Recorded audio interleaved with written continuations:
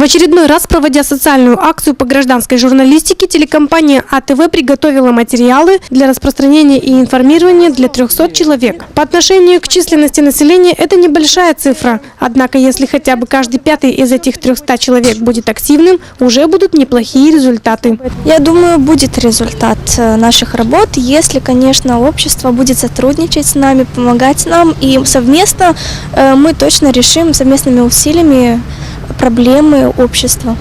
Однако, проводя свое мероприятие, мы снова сталкиваемся с проблемой нежелания людей не то чтобы сотрудничать, но хотя бы выслушать предлагаемую информацию. Я не первый раз уже участвую в таком мероприятии, и хочу сказать, что люди были не готовы к этому. Очень неприятно, что люди сегодня не идут на контакт, и тяжело достучаться до людей.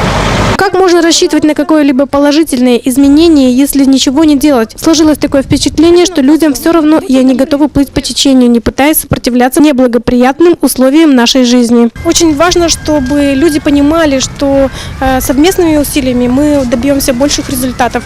Если от людей будут поступать нам сигналы, если люди будут реагировать, присылать нам фото, видеоматериалы, таким образом мы сможем поднять проблемы и донести их до правительства. Однако не все так плохо, как кажется. Нами было подсчитано, что 2 из 10 человек, с которыми мы пытались поговорить, все же видят перспективу в наших действиях при условии тесного взаимного сотрудничества. Молодежь должна быть активной, не должна молчать, должна говорить и участвовать в разных мероприятиях. Ну, конечно же, мы сможем этого добиться, сотрудничая с телекомпаниями, с газетами. Мы должны сотрудничать, должны. За правду бороться должны, за добро должны тоже бороться, потому что бед кругом очень много. Выходишь из дома и боишься, как придешь дома, что найдешь. У телекомпании такая задача, они должны это все просвещать, чтобы люди все увидели, чтобы они также поддерживали, также все это просвещали и помогали народу. Гражданская журналистика призвана решать социально-экономические и экологические проблемы под углом зрения самого народа. Поэтому очень важно, чтобы люди не боялись высказываться и шли на тесный контакт со средствами массовой информации.